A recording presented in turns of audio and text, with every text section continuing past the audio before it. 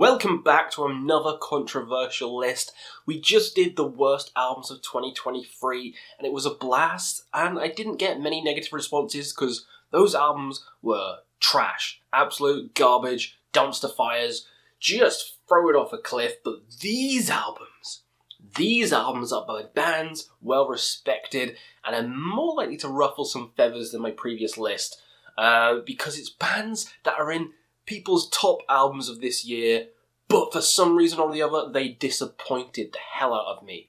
I really left these albums feeling really, we're not mad, we're just disappointed, like those parents. And we're going to talk about a couple of those albums here on this video today. I've got 4 in total that disappointed me this year. So these aren't absolute trash. These are ones that I had some sort of expectation for, and they failed to meet it, or kind of was just very underwhelming, and I don't remember a single thing from the album. But before we get juicy with the goods, let me know down below your most disappointing albums of the year, completely different to worst. So what albums just you had high hopes for, and then they crush your dreams and souls? I want to know those juicy albums. So let me know down below, and let's kick it off with a spicy one. Avenged Sevenfold, Life is But a Dream. This one is very divisive with the fans. So many people on my video where I ranked them again and I did a semi-review for it, they love this album. They love the creativity, they love the experimentation, they love all that. And those are the reasons I don't like the album. I've liked Avenged Sevenfold since the start. I saw them with the Rev a couple of times. I love them. I love pretty much every single album.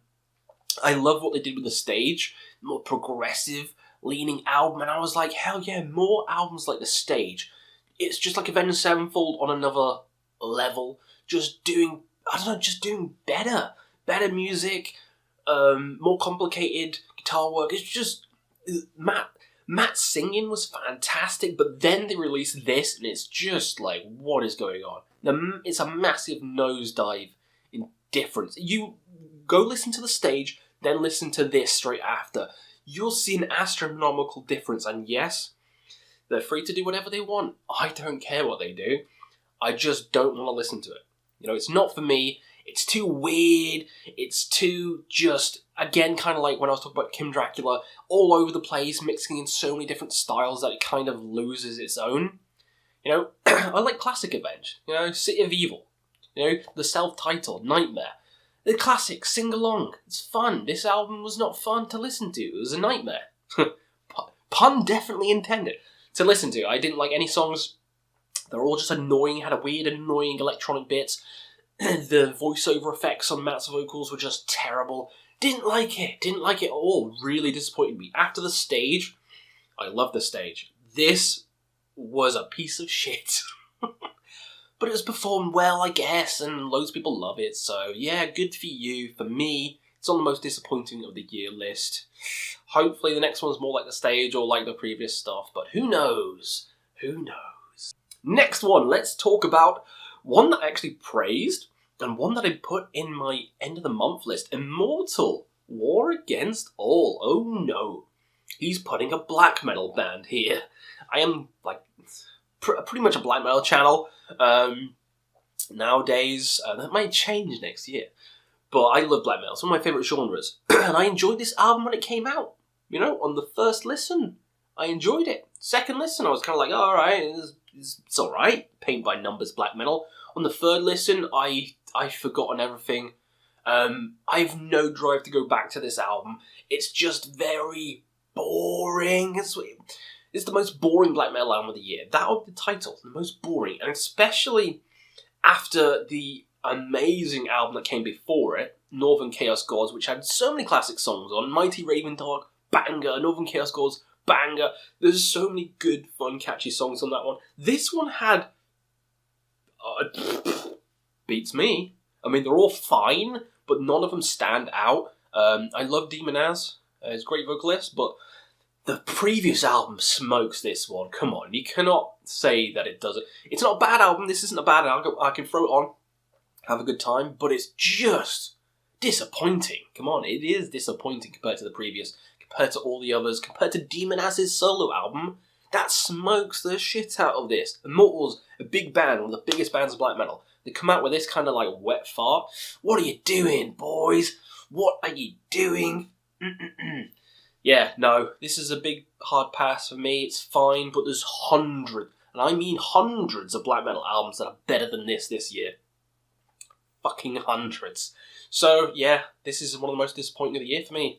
Sorry. Let's get more controversial with the next one. Sleep Token, Take Me Back to Eden. But Questy, why did you anticipate this anyway?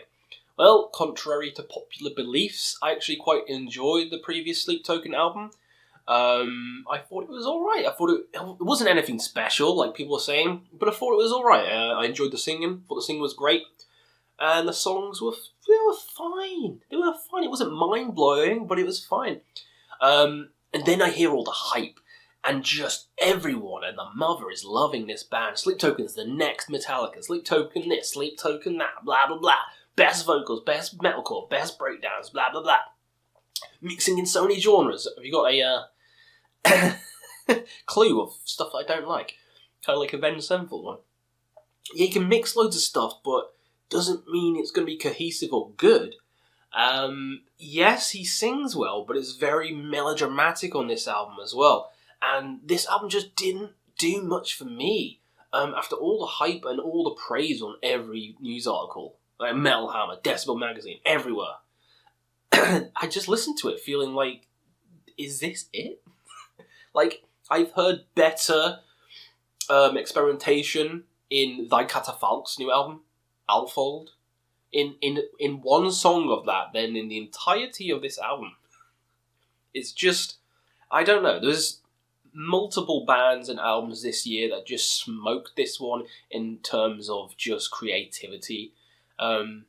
Yeah, I mean, even Ghost. Loads of people like to shit on Ghost, but I feel like even like some of the covers they do and his clean singing, just, I don't know, it's more interesting, more fun and upbeat, and just, I like it more than this. I don't know why these are like the next big thing. I don't understand it. It really boggles my mind. Stuff like, you know, they hype up Lorna Shore. I can understand that because Will Ramos, amazing singer, and he has those pig squeals, and I don't know, the songs are pretty good. Very heavy. Evil, seen them live and it's good. Spirit Box, saw them live. Great singing, mixing in different styles, but it works and I can understand because of some of the poppy natures of the songs. This, I don't understand. Doesn't make any sense to me why they're so big. They're a fine rock band, mixing in some jazzy elements, but really, nothing special. Don't see the hype.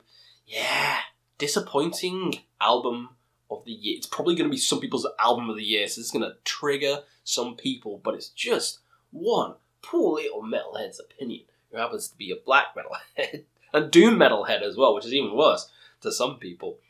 So yeah, sorry, not for me. And last but not least, the one that pains me the most.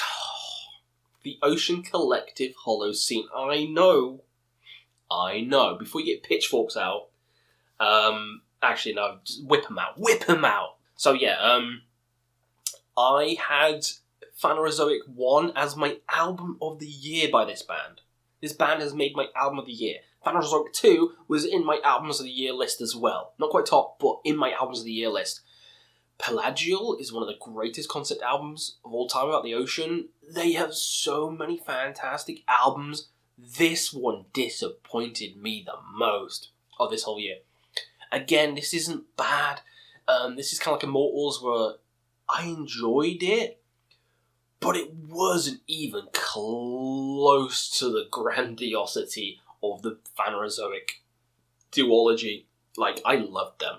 Like, the guest spots as well, like Jonas Renske of Catatonia fame. But, no, this album just, it was so meandering and just kind of it's one level. There was no ups, there was no downs, there was no epics. It was just kind of bleh.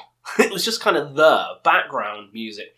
And I should like that. I like Funeral Doom, I like atmospheric black metal, but this one just didn't do it for me. Mainly because, it's probably because I'm so used to those bloody epics they do, like Pelagial and the Phanerozoic stuff.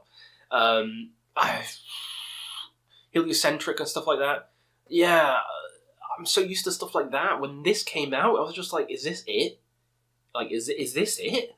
Where's the bombast? Where's the crazy parts? Where's just the mind-blowing segments that feel like it's taking me to another land? It didn't have it. So to me, this is the biggest disappointment of the year, because this is a band I love, and they're on the channel. Go search it. My album of the year, 2021, 2020, whenever the album came out, it was my number one. Love it to pieces, and yeah, disappointed that it's here on the disappointing list. This one makes me sad. There you go. Those are my most disappointing albums of 2023.